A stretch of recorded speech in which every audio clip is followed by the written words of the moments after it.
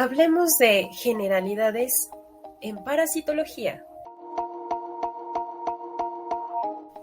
Este es el contenido que abordaremos durante esta sesión. Daremos una breve introducción. Posteriormente hablaremos un poco acerca de los protozoarios o protozoos. Consecuentemente, mencionaremos las generalidades de los helmintos, haciendo énfasis en los nemátodos y los céstodos. Posteriormente hablaremos un poco acerca de los histoparásitos y culminaremos con la parte de artrópodos, también llamados ectoparásitos. Como ya habíamos descrito anteriormente, la parasitología médica es el estudio de animales invertebrados, capaz de causar enfermedades tanto en humanos como en otros animales. Si bien el impacto global de las infecciones parasitarias y el número de muertes asociadas a los parásitos es cada vez mayor, esto debe de ser un motivo de preocupación para todo el personal sanitario, incluyendo médicos, enfermeras, etc. Como podemos ver en este mapa, los puntos representan enfermedades parasitarias. La clave para las enfermedades está en la esquina inferior izquierda, y es fácil ver esta iconografía, ya que el tamaño de los puntos muestra qué tan común es la enfermedad en la región o continente que se representa. Es decir, cuanto más grande es el punto, más personas están infectadas con la enfermedad. Se puede ver fácilmente que muchas enfermedades parasitarias ocurren en las regiones tropicales del mundo, de tal forma que aquí, en este país, es muy relevante hacer énfasis en el cuidado y prevención de estas enfermedades. Los parásitos eucariotas de los humanos, en una actualización hecha en el año de 2021, se dividen en 5 linajes monofiléticos. ¿Eso qué significa? Monofilético significa que tienen un ancestro común. Estos linajes son llamados supergrupos, los cuales están representados en este árbol filogenético, de los cuales únicamente 4 incluyen parásitos humanos indicados en esta tabla. Podemos ver al supergrupo Excavata, en donde encontramos a los flagelados, Amebozoa, donde pertenecen las amibas, y el supergrupo SAR, denominado así por Straminófila alveolata y rizaria, al cual pertenecen los Sporozoa y los ciliados también. Y, finalmente, el supergrupo Opisthoconta, que incluye a los nemátodos o gusanos redondos y platelmintos o gusanos planos.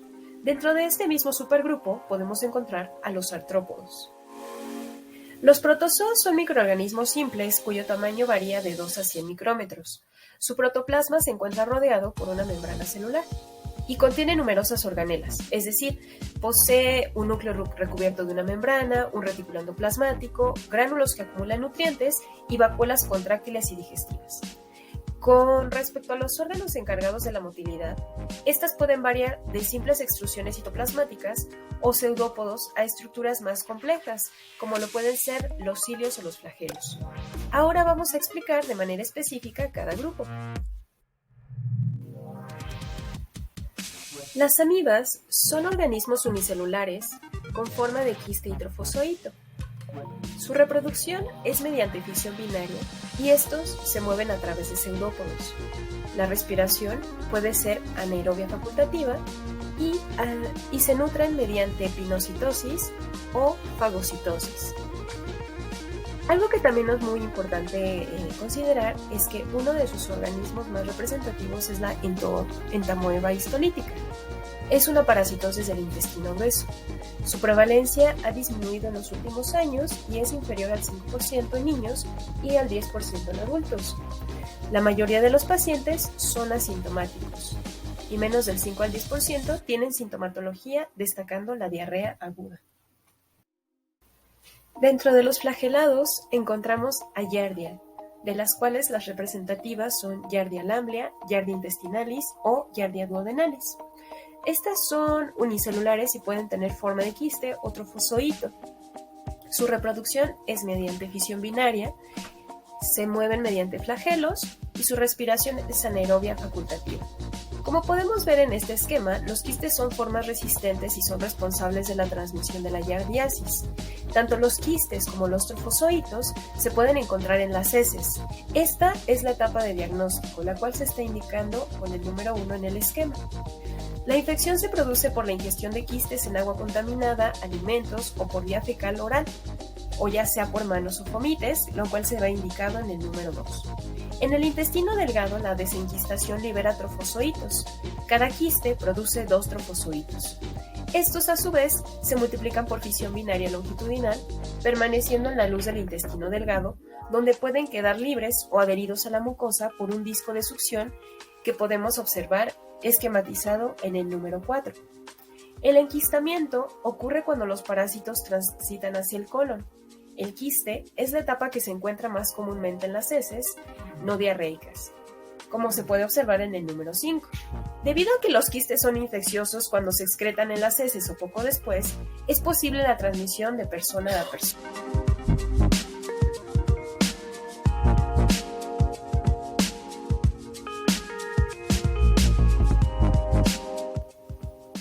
En el caso de Balantidium coli, los quistes son la etapa responsable de la transmisión de la balantidiasis, que podemos ver esquematizada en el número 1.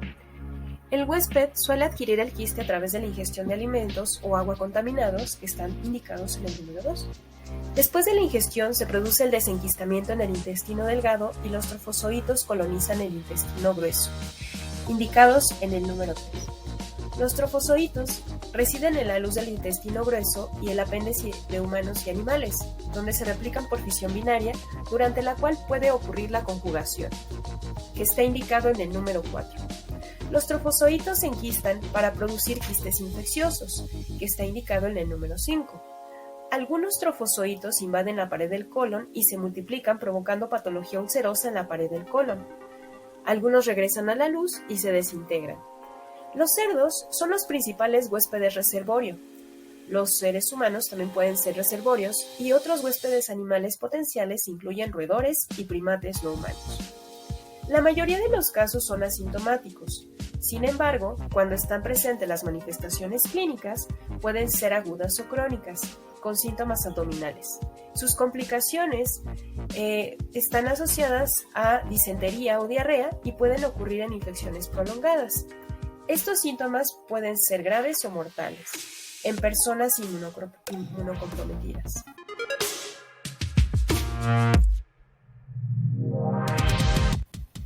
Con respecto a Cryptosporidium pardum, los oquistes esporulados contienen 4 esporozoitos que son excretados por el huésped infectado a través de las heces, lo cual se puede ver en la imagen 1, y posiblemente por otras vías como las secreciones respiratorias. La transmisión de Cryptosporidium ocurre principalmente a través de la ingestión de agua que se encuentra contaminada con heces, por ejemplo, agua potable o agua de albercas o de forma recreativa, o en algunos alimentos como en el caso de la leche que no está ultrapasteurizada, o después del contacto directo con animales o personas infectadas, que también se puede observar en la imagen 2. Después de la ingestión y posiblemente la inhalación por parte de un huésped adecuado, se produce el desenquistamiento, que se puede apreciar en el número 3 de la imagen. Los esporozoitos se liberan y parasitan las células epiteliales, que se encuentran en el tracto gastrointestinal y posiblemente del tracto respiratorio. En estas células, generalmente dentro del borde en cepillo, los parásitos se multiplican asexualmente, los cuales son la esquizogonia o la merogonia. Y luego la multiplicación sexual, que es la gametogonia, que produce microgamontes, que es el macho, y macrogamontes, que son los de la hembra. Tras la fertilización de los macrogamontes por los microgamontes, que se rompen del microgamonte, se desarrollan ooquistes y esporulan en el huésped infectado. Los cigotos dan lugar a 2 tipos diferentes de oquistes, que son de paredes gruesas o de paredes delgadas. Los oquistes de paredes gruesas se excretan a través del huésped al medio ambiente, como se puede ver en la imagen, mientras que los oquistes de paredes delgadas participan en el ciclo autoinfeccioso y no se recuperan de las heces. Los oquistes son infecciosos al excretarse, lo que permite la transmisión fecal-oral directa e inmediata. Se han informado etapas extracelulares, pero su relevancia en el ciclo de vida aún no está dilucidado.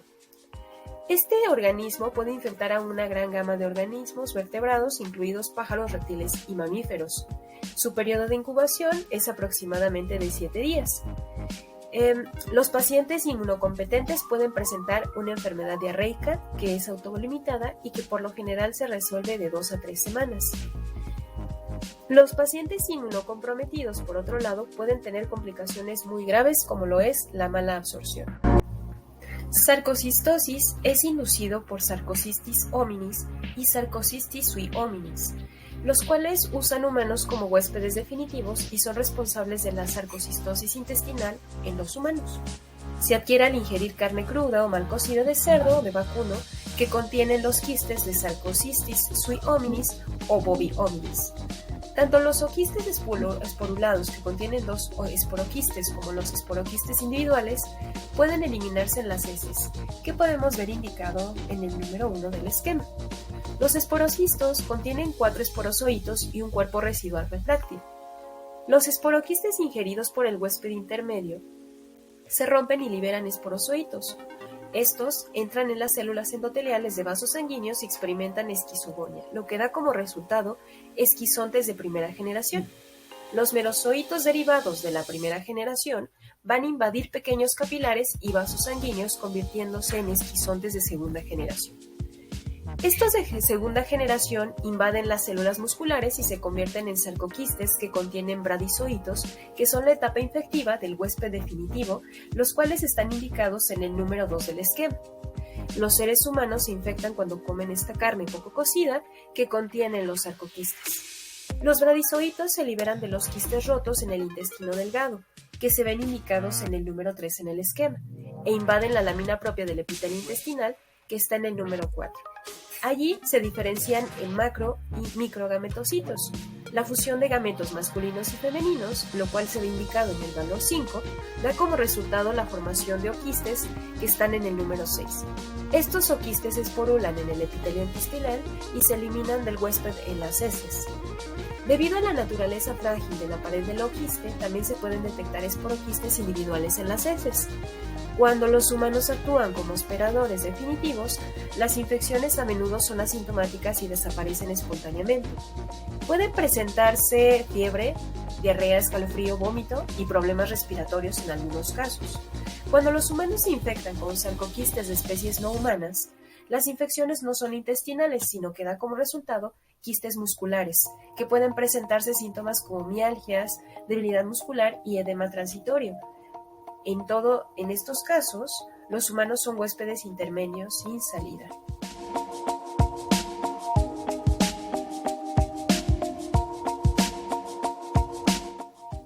Ahora hablaremos sobre helmintos, específicamente sobre nemarkelmintos y platelmintos.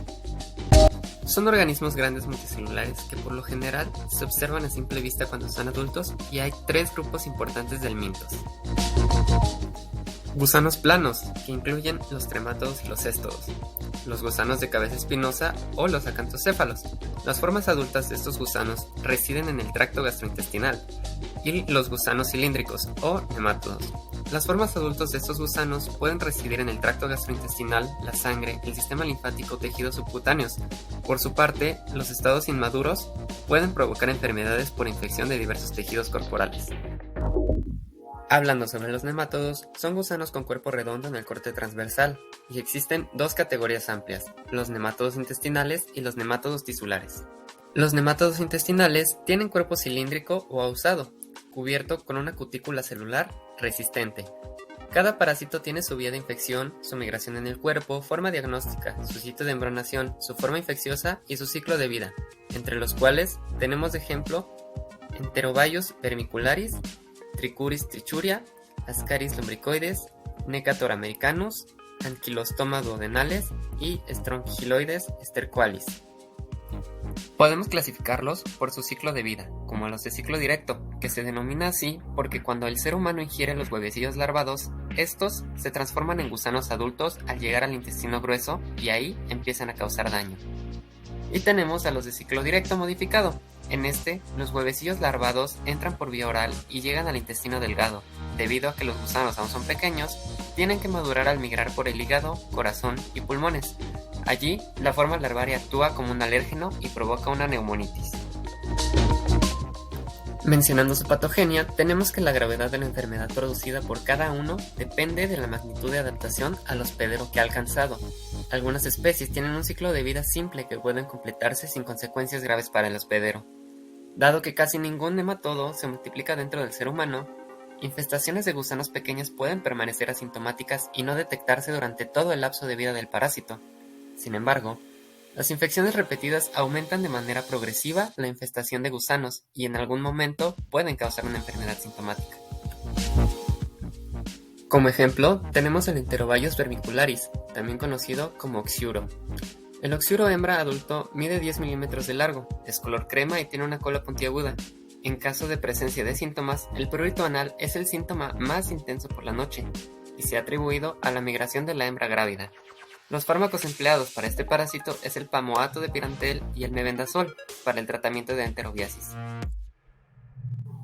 Como segundo ejemplo, tenemos Ascaris lumbricoides. Este es un gusano de vida breve, de 6 a 18 meses aproximadamente, y es el más grande y el más común de los helmintos intestinales, llegando a medir de 15 a 30 centímetros de largo. Sus manifestaciones clínicas al desarrollar ascariasis son el resultado de la migración de las larvas a través de los pulmones o de la presencia de adultos en la luz intestinal. Durante la migración por los pulmones, las larvas provocan fiebre, tos, sibilancias y disnea. Cuando sucede la expulsión de un gusano adulto, facilita el diagnóstico. De otro modo, la ascariasis por lo general se diagnostica al encontrar huevos característicos en las heces.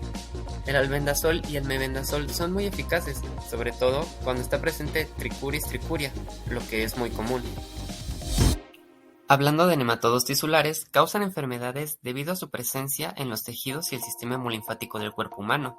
Y tenemos a Toxocara canis, Bailiscaris procyonis, Trichinella spiralis, Ankylobastoma brasiliense, Onchocerca volvulus, Loa loa y Dracunculus mediensis.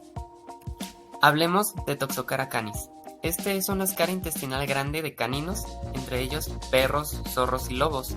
Las larvas de Toxocara que llegan a la circulación sistémica pueden invadir cualquier tipo de tejido del cuerpo humano, y los huevos de Toxocara pueden durar mucho tiempo en el suelo de patios y parques. Su manera de llegar al cuerpo humano es ingiriendo los huevos que vienen en alimentos contaminados o si se tienen las manos sucias. El tratamiento con corticosteroides puede salvar la vida del paciente de afección pulmonar, miocárdica o del sistema nervioso central grave. A menudo se administra terapia antihelmíntica con albendazol después del inicio del tratamiento con esteroides, aunque la eficacia de este fármaco aún es incierta. Pasando a los plantelmintos, este filo está compuesto por gusanos planos y pueden subdividirse en tremátodos y céstodos. Hablando de tremátodos, se dividen en dos categorías principales con base en su sistema reproductor, los hermafroditas y los esquistosomas.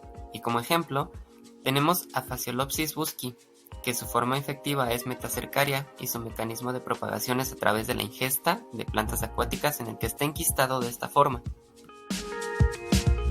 En los céstodos tenemos que son una clase del filo de los plantelmintos, entre los cuales podemos mencionar a Taenia solium, que su forma infectiva son los cisticercos o huevos embrionados. Su mecanismo de propagación es a través de ingesta de cerdo infectado con cisticercosis. El daño causado por este tipo de gusanos se debe a diversos factores, entre los cuales destacan la implantación del Scolex en la mucosa intestinal, la obstrucción intestinal debido al tamaño de los gusanos, la eliminación de productos tóxicos y metabólicos extraños al hospedero humano y a la sustracción de alimentos del hospedero y manifestaciones tumorales. Las siguientes enfermedades parasitarias que vamos a ver van a ser aquellas originadas por los histoparásitos. Estos van a ser llamados así de acuerdo a su localización, ya que se encuentra entre los tejidos. Los histoparásitos más conocidos son el Trypanosoma cruzi, Toxoplasma gondii, Trichomona vaginalis, Plasmodium spp y Microsporidium spp. Pero para fines de este video, solamente vamos a ver aquellos causantes de las enfermedades de toxoplasmosis y enfermedad de Chagas. La toxoplasmosis se define como la zoonosis parasitaria cosmopolita que va a ser originada por el protozoo Toxoplasma gondii. Esta va a ser la zoonosis más frecuente en todo el mundo, ya que tiene carácter universal y va a afectar a todos los animales de sangre caliente, incluido el hombre. El gato y otros felinos van a ser aquellos que van a albergar la forma adulta sexuada en su intestino, y nosotros los hombres vamos a albergar las formas asexuadas extraintestinales. El hombre se va a infectar al ingerir carne cruda o insuficientemente cocida que tenga los quistes. o también por el consumo de frutas y hortalizas que estén contaminadas con los zooquistes del Toxoplasma gondii. Estos van a ser eliminados por las heces de gatos jóvenes y a su vez van a infectar al hombre. En cuanto a la clínica de la toxoplasmosis, tenemos que menos del 10% de los pacientes van a presentar sintomatología que va a ser fluctuante de acuerdo al órgano comprometido. La forma más conocida va a ser la linfoganglionar. Esta va a comprometer principalmente a los ganglios del cuello y de la base del cráneo. También puede comprometer a los ganglios axilares y a los inguinales, pero de una forma muy infrecuente. El cuadro se presenta principalmente en adolescentes o en adultos jóvenes que presentan ganglios de 2 a 3 centímetros, duros, indoloros, no adheridos a planos superficiales ni profundos y que no se fistulizan. También vamos a tener un compromiso del estado general, destacando adinamia o fiebre. Por lo general, las formas congénitas de toxoplasma se van a manifestar sus características acorde al trimestre en el que se presente el producto. En el primer trimestre el producto por lo general muere. En el tercero ocurre un periodo crónico de secuelas, mientras que en el quinto o sexto mes el recién nacido puede presentar septicemia o encefalitis y finalmente en el noveno mes puede presentarse también una encefalitis. La siguiente zoonosis parasitaria es la enfermedad de Chagas. Esta es originada por un protozoo flagelado que es el Trypanosoma cruzi. Infecta mamíferos y a triatomios. Esta enfermedad puede ser adquirida o congénita y afecta a diversos órganos. Los principales órganos afectados son el corazón y el tubo digestivo. En Latinoamérica hay más de 10 millones de personas infectadas y los vectores más importantes son Triatoma infestans, Mepraia spinolae y M. gajardoi. El vector más importante es el Triatoma infestans. Ese insecto se esconde en las paredes y bajo los techos de las cabañas de barro y paja. Pica a las personas mientras duermen y defeca junto a la picadura. Cuando la persona tiene comezón, se empieza a rascar y provoca que la víctima contraiga la enfermedad. El parásito entra hacia los ganglios linfáticos y aquí comienza a viajar hacia los diferentes tejidos del organismo, llegando principalmente hacia el tejido cardíaco y al tejido digestivo. Es por eso que se le conoce como chinche besucona. De inicio puede ser asintomática o presentarse el signo de Romaña en la etapa aguda. Esta es una inflamación que se observa en el párpado, como podemos ver en ese paciente. Es un indicador de la enfermedad de Chagas. La inflamación se debe a que se restriega accidentalmente en el ojo las heces depositadas por el insecto infectado por Trypanosoma cruzi. Posteriormente puede presentarse una sintomatología evolutiva, con una cardiopatía dilatada con arritmias e insuficiencia cardíaca, y finalmente se pueden manifestar procesos tromboembólicos. Ahora hablemos de los artrópodos.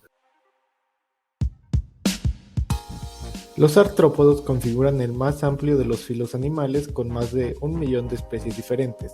Estos son animales invertebrados con un cuerpo segmentado, varios pares de apéndices articulados, simetría bilateral y un exoesqueleto quitinoso rígido. Hay 5 subfilos principales de importancia médica según el número o la gravedad de enfermedades que producen, entre ellos el Myriapoda, conformado por 100 pies o también 1000 pies, el crustácea, conformado por copépodos, decápodos y pentastoma, el Chelicerata, conformado por arañas, escorpiones, ácaros y garrapatas, y el Hexápoda, también conocido como el insecta, conformado por moscas, mosquitos, piojos, pulgas, chinches e insectos con aguijón.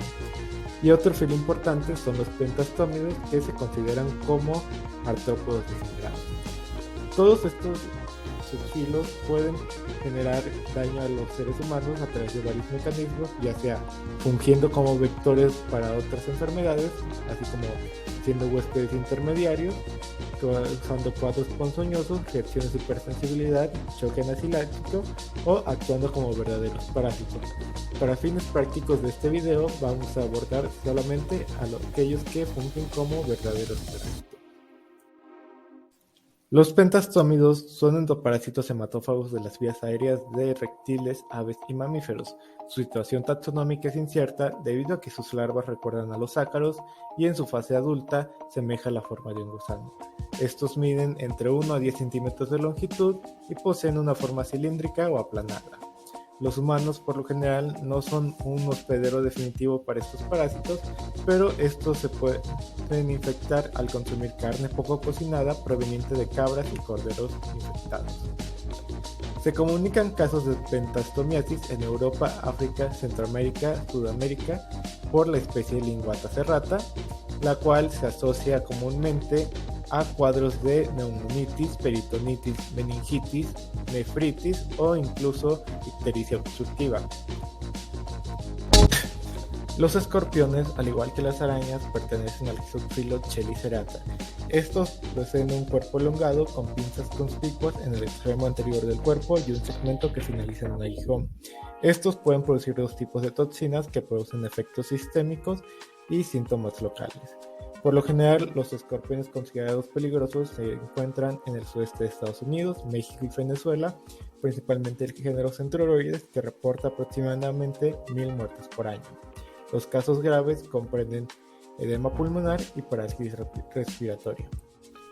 Los ácaros son pequeños artrópodos de forma sacular. Entre los principales que pueden afectar al ser humano encontramos a Sarcoptes scabiei, también conocido como el ácaro de la sarna.